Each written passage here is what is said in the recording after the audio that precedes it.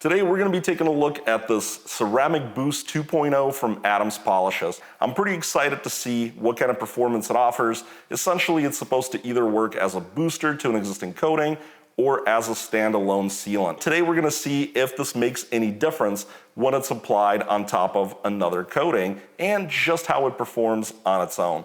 Let's get started. To kick off our testing of the Adams Ceramic Boost, we're going to apply it to these three masked off sections of my test hood. Now, this section here is just going to take the Ceramic Boost on its own. We'll see how that holds up to durability and kind of what it gives us in the looks department. Over on these two vertical sections, I've already applied the Graphene ceramic spray coating from Adams Polishes that we really liked in one of the past videos. And I'll link to that video up here in your top corner in case you want to check it out. What these two sections will let us do is examine the Graphene spray coating on its own for looks and durability, as well as what it might look like with the Ceramic Boost applied. So basically, we're gonna apply the Ceramic Boost right here, and we're gonna apply it right here, and then we'll leave that square alone. This very back section, we're just gonna leave alone as a control. The instructions are really simple. We're just gonna spray it over the area and wipe it off with our towel. So let's pull off the little safety, and let's give this a shot. Probably a little too much, but let's see how it spreads around and comes off.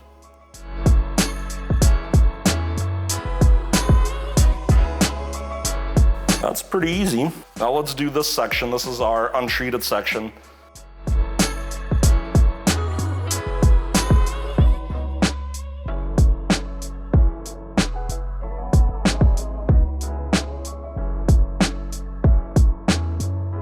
Let's talk about the ease of application scoring. You can get 5 possible outcomes. That's just the granularity that I'm comfortable with, the 10 being the absolute best possible version of a spray applied product like this, and a -10 being like the worst possible version. In this case, I thought the spray product was very easy to use. I applied it to the ceramic coated surface, I applied it to the untreated surface.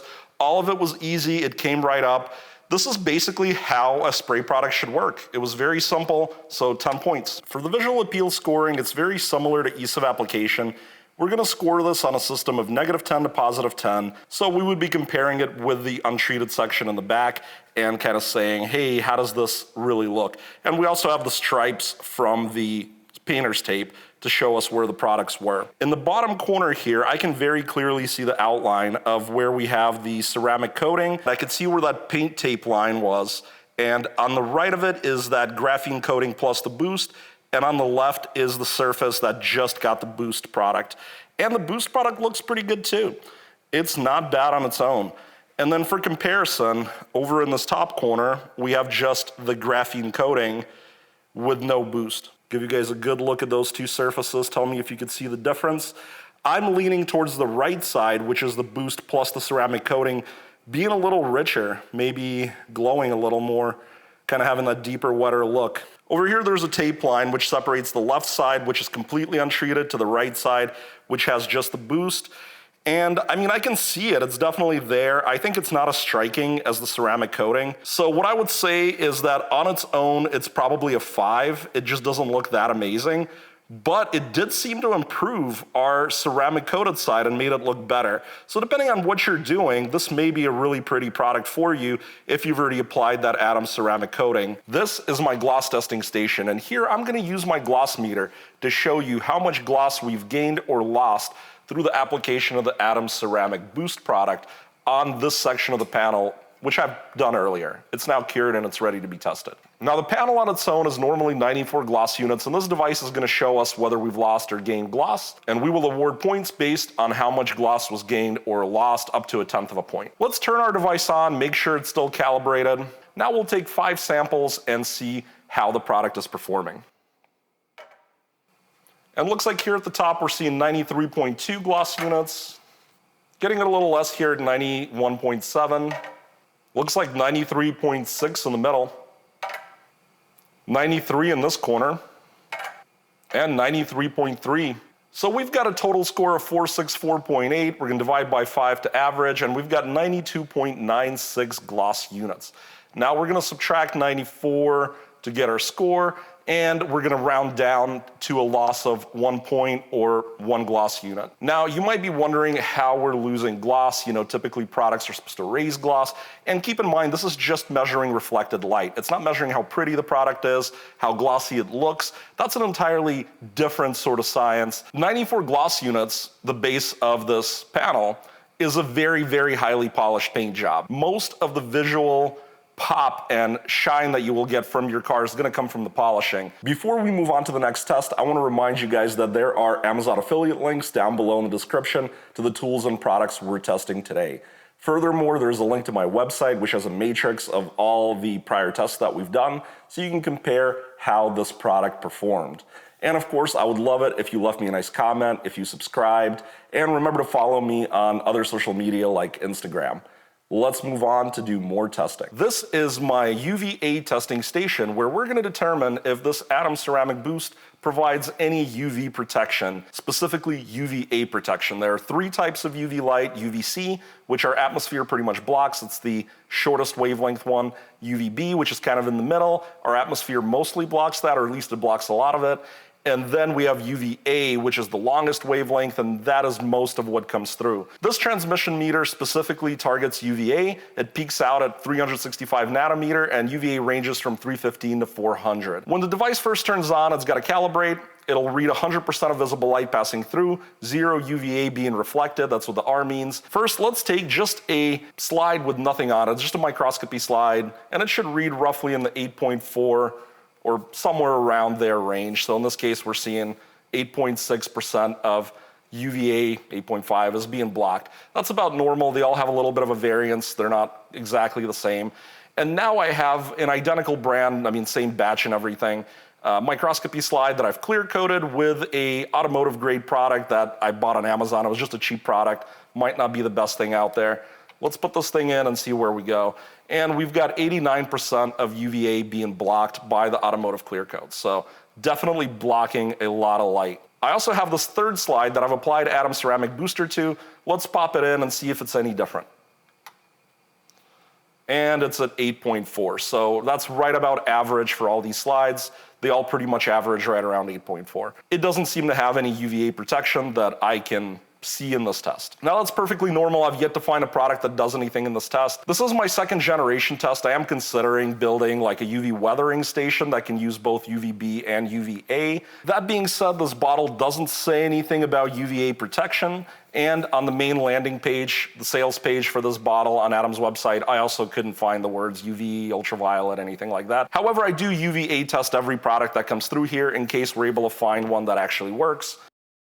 The panels had a chance to cure for over 24 hours, and we can begin to test the Atom Ceramic Boost for both durability and slickness. For our slickness test, which is what you see here, we're gonna be pulling this 1,040 gram block to determine the static coefficient of friction of the Atom Ceramic Boost on top of a polished panel. The polished paint on its own, like the stripes here, get a 0.38 static coefficient of friction.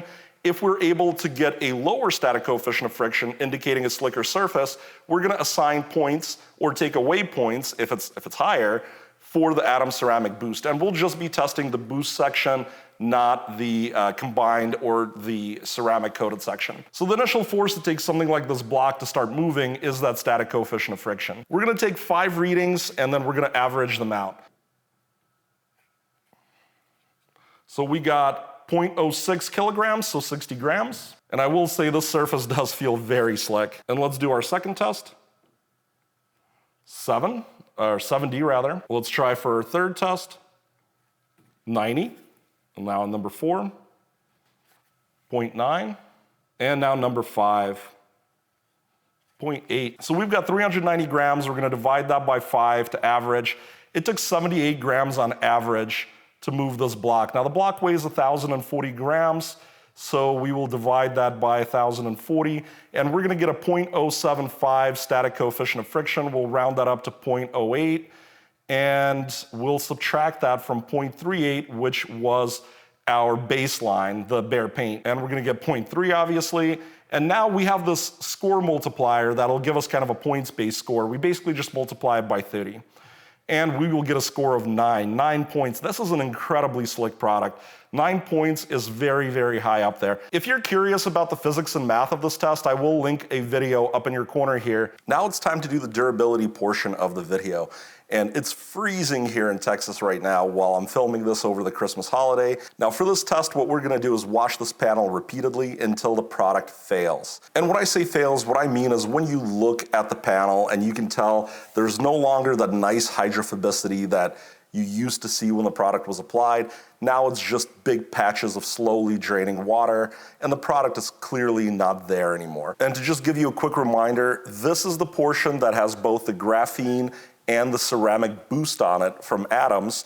This is just the graphene spray, and this section here is just the ceramic boost. Down below we have our control that has nothing on it. Once these patches and the control start to look similar, we know things have failed. First, let's see just how hydrophobic our product is.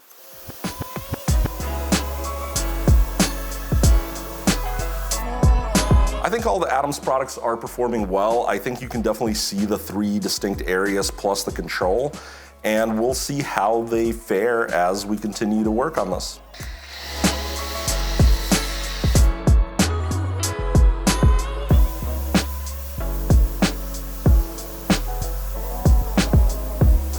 Now that the water's had a chance to drain, let's take a look and see how we're performing.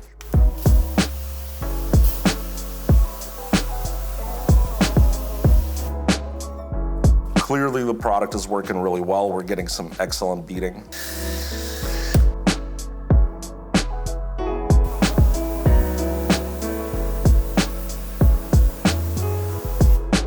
We're now 20 washes in. Let's rinse and see what it looks like.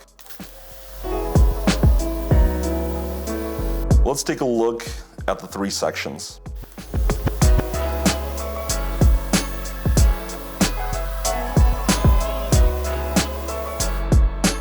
So 20 washes in, I think what I'm really seeing is that the ceramic boost side is still performing pretty well. Our base graphene ceramic spray is also still performing well, but not quite as well as the one that's been boosted at the top. So I do think there is an effect that the boost is having on top of the regular ceramic spray. There definitely seems to be a difference in the hydrophobicity. And it may just be that it's helping it not wear off as quickly by providing an extra layer of coverage. Last time we got over 100 washes out of the ceramic. All right, we're 50 washes in. Let's rinse and see how we look. Let's start with just the graphene ceramic spray.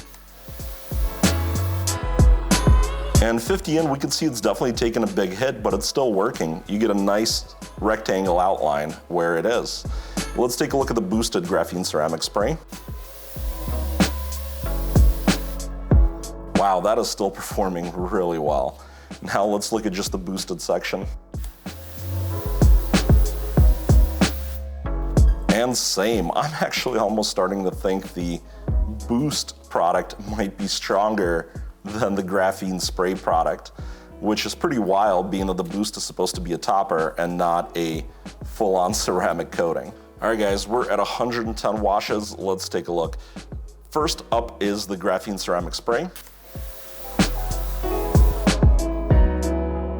Man, it's just barely hanging in. I think it's got a couple of washes left. Let's look at the boosted version. Man, look at all that performance. Now let's look at the boost itself.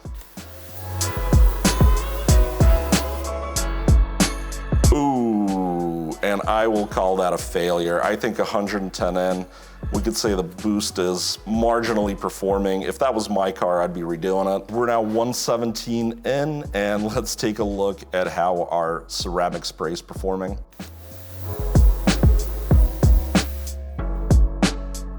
Ooh, and that's just absolutely marginal. It's basically the same as the boost now.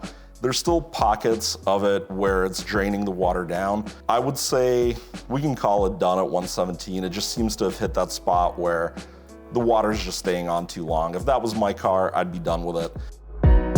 We're at 245 washes. Let's see how the product is performing.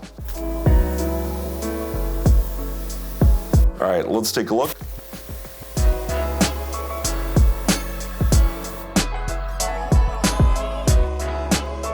And I'd say I will call it. I think there's still a little life in it, but if it was my car, I'd be redoing it. Let's talk about the Adams Ceramic Boost and what I thought. First of all, this product, very easy to use. Definitely love that. I think it's just as easy as any other spray on and wipe off sealant. Super easy.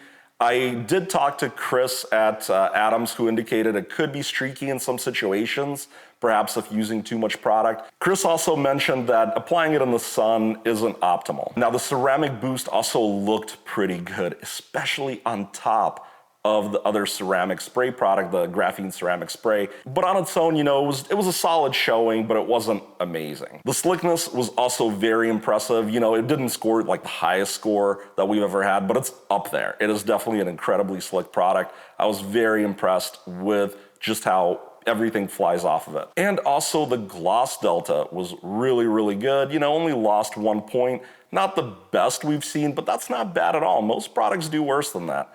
Now, finally, the durability, I thought that was incredible. It was basically as durable as the Graphene ceramic spray, and somehow together they were even more durable. But, you know, that could also just be the thickness of the application. You know, maybe I went heavier on that square with both the products or with one of the products. So how to best use this product? Well, personally, I really don't go for the idea of using a booster, although in this case, it clearly performed incredibly well. And my reasoning for it is that I'd want the standalone product to have high performance. I just generally don't buy into the idea that if I bought a 4 or 3 or 5 or 7 year coating, that every couple of weeks or every couple of washes I have to apply something on top of it. Sort of defeats the point. So why do companies sell these products? You know, I'm a little bit cynical. I do think it's kind of convenient to sell, first of all, a high durability product, and then also a maintenance product you gotta keep buying and using. It's convenient for many reasons. One is that you are hiding defects. Every professional installer has had a customer come back and say, hey, the coating's failing. And it could be because the substrate wasn't right. Like I've seen chrome not really take up coatings very well. Glass obviously doesn't necessarily do that well. It could also be high wear areas. Maybe your significant other likes to rub up on the paint when they're getting in and out of the car in parking spots. It could be a variety of reasons, including just bad application. Furthermore, you really can't tell when the product runs out because, again, you're always putting another sealant on it. So what are some reasons that I would use a booster?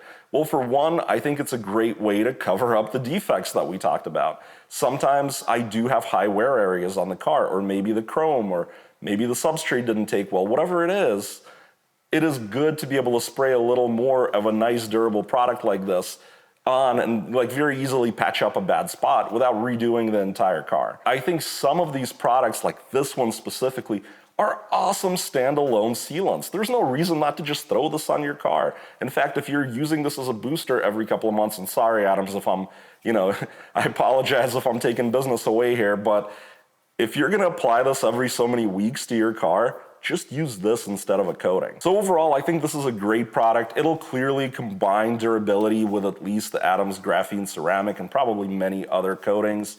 I think it had all these awesome qualities, great looks, easy application. There's no reason not to use this product either as a top or standalone. Some of you guys really love to combine products. I get questions about it all the time. And look, just because I don't doesn't mean you shouldn't. You may have your own strategies that you enjoy better or that give you better results, so please do use that. And thanks to Chris Gallagher for a little bit of the inside Adams information, and congrats on making such a great product. For those of you guys that don't know Chris, I did an awesome interview with him. I'll post the link up somewhere, one of these corners, and you can check that out. Chris is a really nice guy. He's the CTO and general manager of B&B Blending. He basically, his team designs and makes all these Adams products. For now, guys, remember to like, subscribe, leave me a comment. Tell me if you've used this product before or how you use these kind of products. Love to hear your thoughts and feedback. And I will see you guys again really, really soon with more of these videos.